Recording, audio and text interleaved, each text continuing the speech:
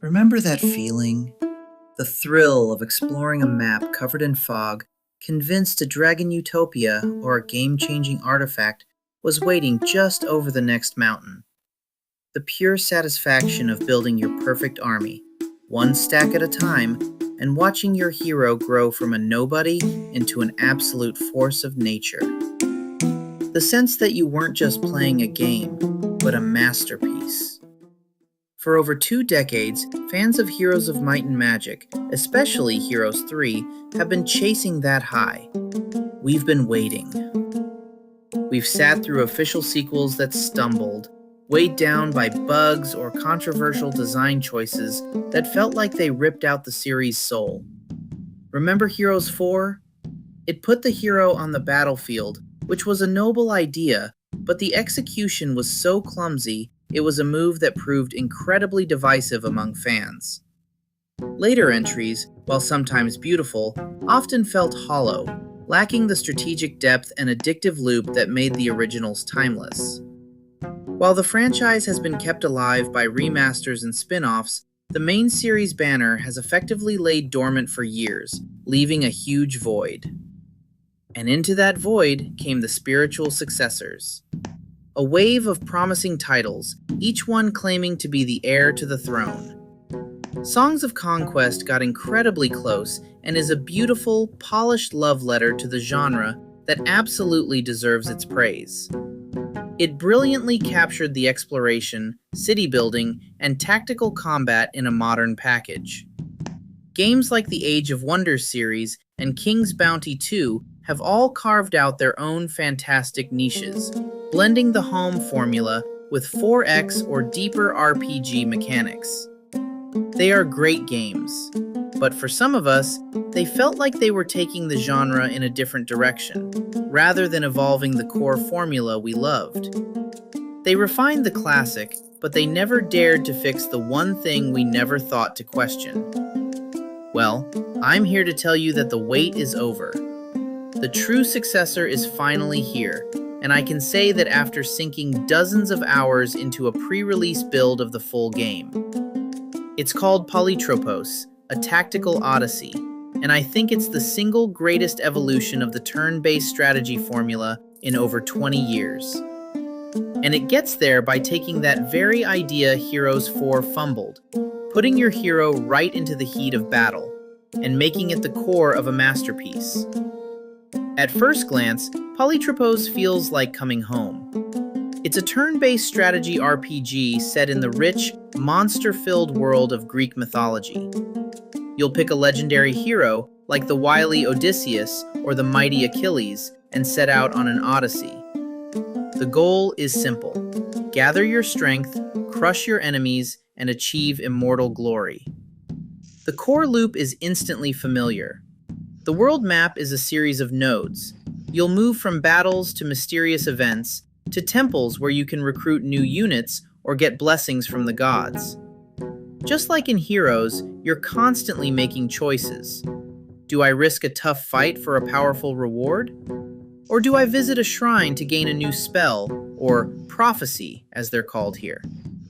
You recruit units like hoplites, chariots, and mythological beasts with gold between battles, building up your stacks. The combat unfolds on a hex-based grid, that classic honeycomb battlefield where positioning and turn order are everything. It has all the hallmarks of a hero's experience: resource management, army building, and deep tactical decisions. It lays the perfect foundation of nostalgia before it shows you the future. And that future is the hero. In Polytropos, your hero isn't some passive general casting spells from the sidelines. They are an active, controllable unit on the battlefield, a one-person army. And this single change elevates every other part of the game.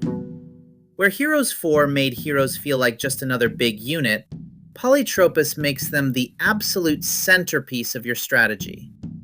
Your hero has their own stats, skills, and spot on the hex grid. This isn't just about having an extra attacker, it fundamentally changes how you think. Do you send your hero to the front line to soak up damage for your weaker archers? Or do you keep them in the back, using their powerful prophecies to buff your troops? The game is built around patron deities. If you pick Achilles, your patron is Zeus, giving you access to fast, flying units and high damage powers. If you choose Odysseus, you align with Athena, focusing on strong defensive units and clever strategies. A major patch even added Hades as a patron, bringing a full roster of undead units like necromancers and the monstrous Cerberus, which can attack 3 hexes at once.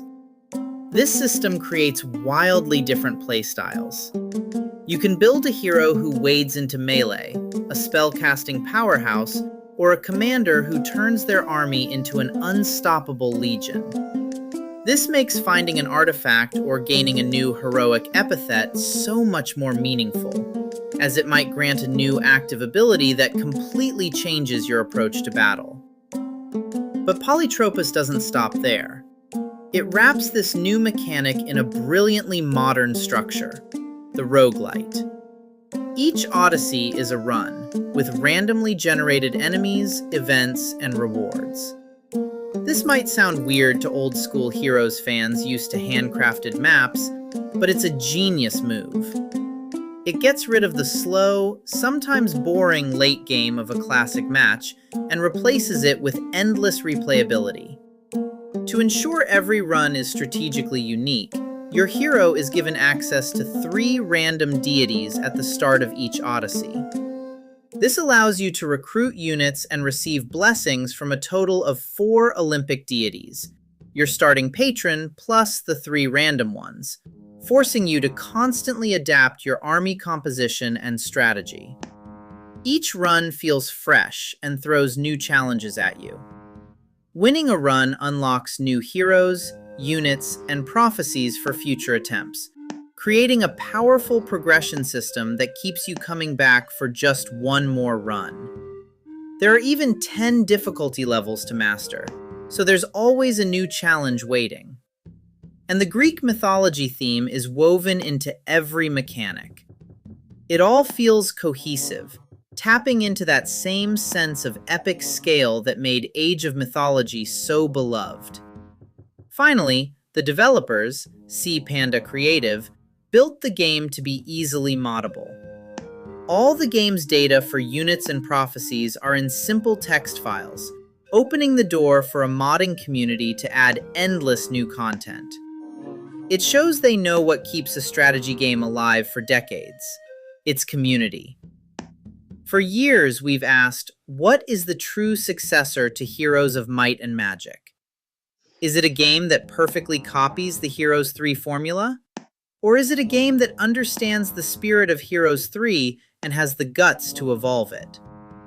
For my money, Polytropos, A Tactical Odyssey, is the latter. It takes the core DNA, the exploration, the army building, the hex grid combat, and injects it with an incredible innovation. By putting a fully realized hero on the battlefield, it creates a new layer of strategy that is dynamic, personal, and deeply rewarding. It combines this with a modern roguelite structure for infinite replayability and a theme that is second to none. It's not just another clone or spiritual successor, it's an evolution. While the full game is planned for a 2026 release, the pre-release build I played proves the concept is a massive success. This is the game we've been waiting for. This is the new king. But that's just my take after losing a weekend to the pre-release build. I want to know what you think. Have you had a chance to try Polytropos, A Tactical Odyssey yet? Do you agree this is the evolution the genre needed? Let me know in the comments below, and if you enjoyed this deep dive, be sure to subscribe for more on the best strategy games. Now go wishlist it on Steam, because this is one you won't want to miss.